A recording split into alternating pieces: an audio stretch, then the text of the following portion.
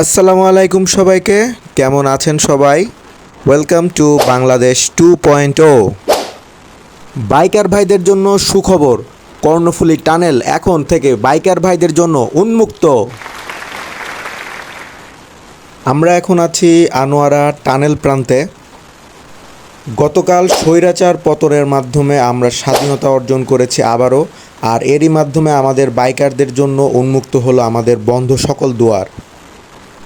জি হ্যাঁ, ঠিকই দেখছেন আপনারা, যে টানেল বাইকারদের জন্য এতদিন বন্ধ ছিল, যে টানেল আমাদের স্বপ্ন ছিল, সেই টানেল এখন সকল বাইকারদের জন্য উন্মুক্ত করে দেওয়া হয়েছে। গতকাল দ্বিতীয়বার দেশ স্বাধীন হওয়ার পর থেকেই টানেল বাইকারদের জন্য উন্মুক্ত।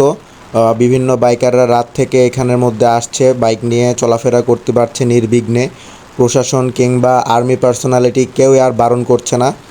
অলরেডি এই টানেলের নাম ফলক চেঞ্জ করে ফেলা হয়েছে। যেখানে উপরে ছিল বঙ্গবন্ধু টানেল, বঙ্গবন্ধুটার নামটা আর নেই, এখন শুধু টানেল নামটা আছে। খুব সম্ভবত এখন এই টানেল কর্ণফুলী টানেল নামে সবার কাছে পরিচিতি পাবে। এ দেশ আমাদের, এদেশের এই সম্পদ সবগুলো আমাদের, এই সম্পদগুলোকে আমাদেরই রক্ষা করতে হবে। সকল বাইকারদের কাছে একটা অনুরোধ থাকবে, আপনারা টানেলে আসলে অবশ্যই মাথায় হেলমেটটি রাখবেন, সাথে সেফটি গিয়ার্স অবশ্যই রাখার চেষ্টা করবেন যদি সম্ভব হয়। আর গাড়ির কাগজ এবং নিয়মতান্ত্রিকভাবে আপনারা বাইকটা রাইড করবেন।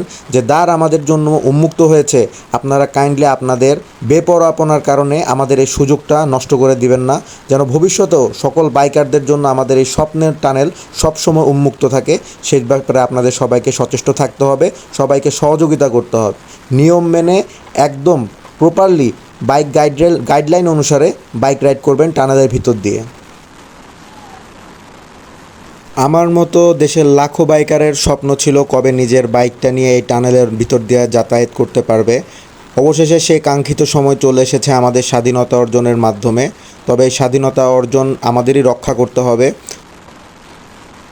জুনায়েদ হাসান পলকের মতো আপনাদের কাছে করজোরে অনুরোধ করছি, আপনারা কাইন্ডলি প্লিজ কেউ টানেলের ভিতরে বাইক নিয়ে দাঁড়াবেন না, সেলফি তোলার জন্য দাঁড়াবেন না, কিংবা টানেল দেখার জন্য হলেও দাঁড়াবেন না। কারণ আপনার এই দাঁড়ানোর জন্য অনেক ধরনের বিপদ ঘটে আসতে পারে, অনেক ধরনের অ্যাক্সিডেন্ট হতে পারে, যেটার কারণে পরবর্তীতে টানেল আবার বন্ধ করে দিতে পারে। এই সুযোগটা কোনো কর্তৃপক্ষকে কখনোই দিবেন না, যেন বাইকারদের জন্য পুনরায় কোনো দ্বার বন্ধ করে দিতে পারে। ছাত্র সমাজকে ধন্যবাদ এই বিপ্লব ঘটানোর জন্য, যার মাধ্যমে আমরা আমাদের প্রকৃত স্বাধীনতা খুঁজে পেয়েছি। ফাইনালি বাইকটা নিয়ে টানেল পার হয়ে গেলাম। অসাধারণ এই অনুভূতি, এই স্বাধীনতা, এটাই আসল স্বাধীনতা।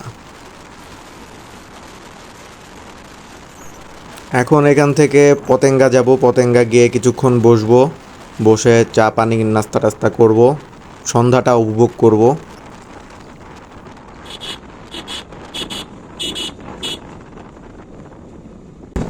বিগত এক মাসে আমার ফেসবুক স্ট্যাটাস কিংবা আমার কথাবার্তার জন্য অনেকের সাথে সম্পর্ক খারাপ হয়েছে, অনেকে নানাভাবে থ্রেট করেছে। তবে এগুলো আসলে পরোয়া করি না, সবাইকে সাধারণ ক্ষমা ঘোষণা করে দিলাম। সবাই মিলে আমরা একসাথে চলবো, একসাথে থাকবো আবার আগের মতো। রাজনৈতিক পরিচয় বাদ দিয়ে আমরা সবাই একসাথে এক হয়ে থাকতে হবে। এটাই আমাদের শিক্ষা, এটাই আমাদের এগিয়ে যাওয়ার প্রেরণা। পরিশেষে বলতে চাই, এই আসলে উন্মুক্ত বাতাস আমাদের কাছে নিঃশ্বাসে যে গ্রানটা দিচ্ছে, এই গ্রান, এই স্বাদ আসলে অন্যরকম। 2-3 দিন আগের এই বাতাস আর আজকের বাতাসের মধ্যে বিস্তর তফাৎ। এই বাতাস মুক্ত চিন্তার বাতাস, এই বাতাস স্বাধীনতার বাতাস। এই বাতাসেই মন খুলে নিঃশ্বাস নিয়ে বেঁচে থাকতে চাই আজীবন।